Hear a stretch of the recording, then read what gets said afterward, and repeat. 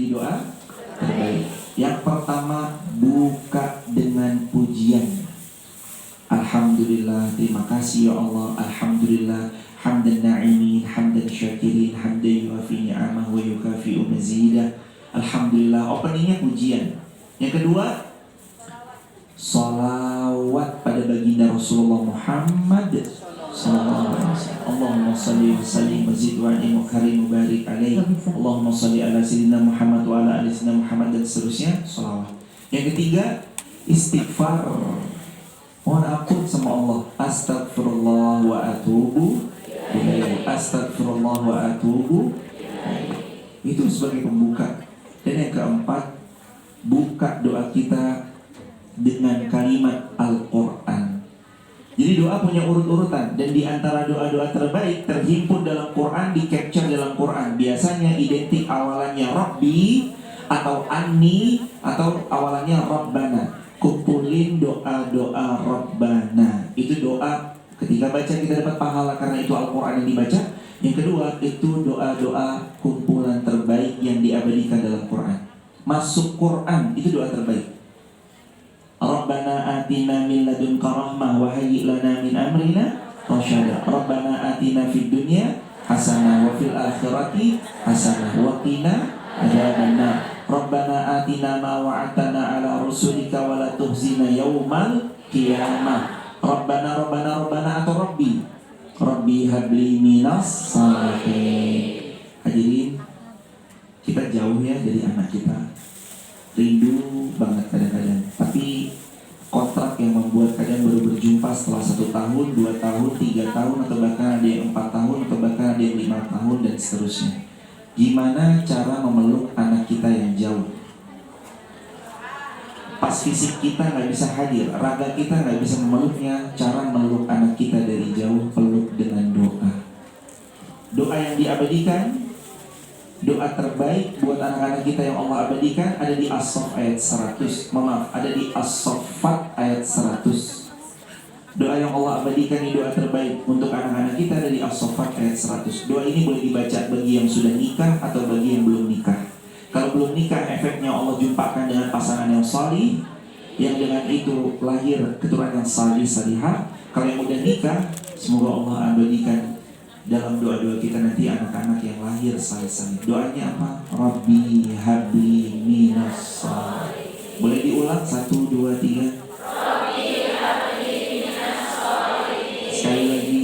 Rabbi habli minas salihin. Terakhir, Rabbi habli minas salihin. Doa ini doa yang diucap Nabi Allah Ibrahim sampai Allah berikan karunia Ismail dan Ishak pada beliau. Gak cukup sampai situ, cucunya Nabi Yakub alaihissalam. Gak cukup sampai situ, cicitnya sampai jadi Nabi juga, Yusuf alaihissalam. Berbuah dari doa pertama apa? Rabbi habli salam. Jadi doa ini bukan doa kaleng-kaleng, hadirin. Rabbi habli minas salihin, dipertemukan jodoh yang salih, dipertemukan jodoh yang salihah. Semoga Allah bahagiakan, kebahagiaannya makin sempurna dengan anak-anak yang salih salihah. Jangan pernah harapkan pernikahan yang selalu sempurna. Jangan pernah mengharapkan besti yang sempurna, karena di manusia tidak pernah ada kita dapati yang namanya sempurna kecuali pada baginda Rasulullah Muhammad SAW. Hadirin, kita harus jadi orang yang dibilang sama Nabi orang-orang yang kuat. Mukmin yang kuat lebih Allah cintai daripada mukmin yang lemah. Apa sih makna mukmin yang kuat? Dia menjadi rumah buat dirinya sendiri. Banyak orang kadang berharap orang lain itu jadi rumah buat dia. Begitu ternyata dia, orang lain ini gak jadi rumah, dia kalang kabut, kehilangan arah. Nah, kita harus jadi rumah buat diri kita sendiri. Kalau hadirin kemana-mana berani sendiri, berarti kita udah jadi teman yang baik buat diri kita sendiri. Kita oke kok, naik MTR sendiri bismillah, ngaji sendiri bismillah, keluar rumah baca doa bismillah, tawakkaltu 'ala Allah la haula wala quwwata illa billah. Kalau kita sudah jadi rumah buat diri kita sendiri, mau sekeras apapun di luar badai menghantam, kita tetap akan punya rumah untuk tempat nggak berharap sama pasangan, karena pasangan kita cenderung nanti mengecewakan. Betul, Ustaz. Ya kan? Jangan berharap kepada manusia nanti hanya berujung kecewa. Berharap kepada Allah saja karena pasti berujung bahagia. Aku kira dia rumah, ternyata hanya tempat singgah.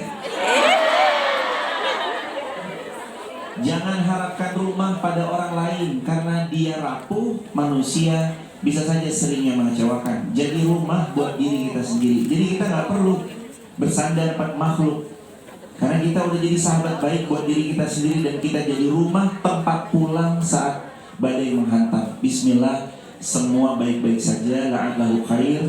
Hadirin yang mungkin lagi dilanda soalan rumah tangga, yang lagi dilanda soalan jodoh, yang lagi dilanda soalan finansial, ya Allah, kami mendoa dalam safar ini semoga semua Engkau bahagiakan di dunia.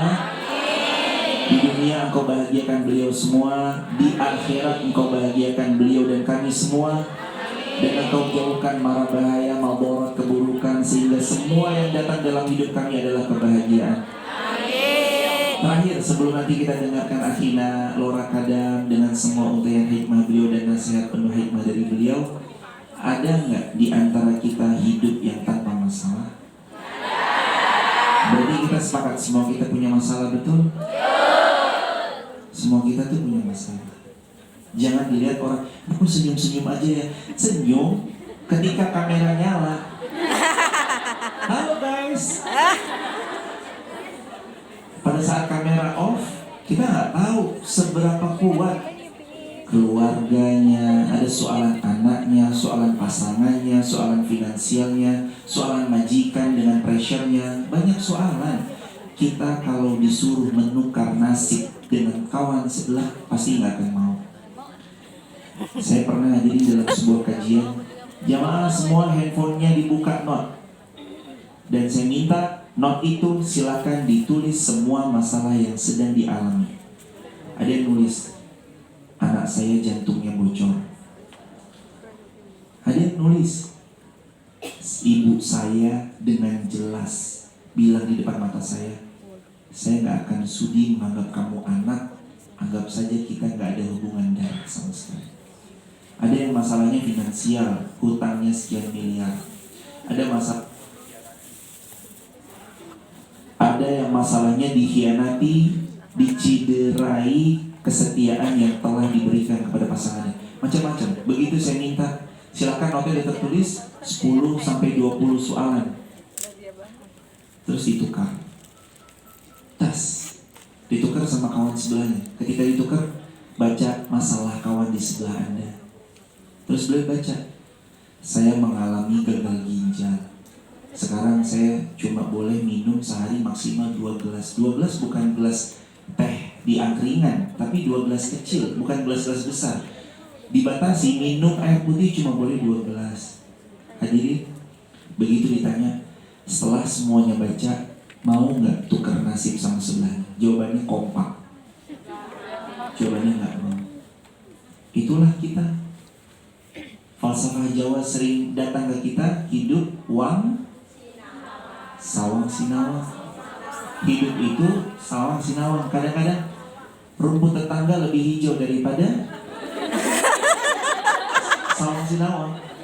Sawang sinawang itu sukanya ngelihat rumput tetangga dan merasa rumput tetangga itu lebih hijau daripada rumput sintetis. Sawang sinawang itu kadang hidupnya dia enak banget ya. Iya, bahasa Jawa. Bukan. Kadang-kadang kita ngerasa hidupnya enak, padahal sejatinya ternyata semua sedang berjuang sama ujian masing-masing.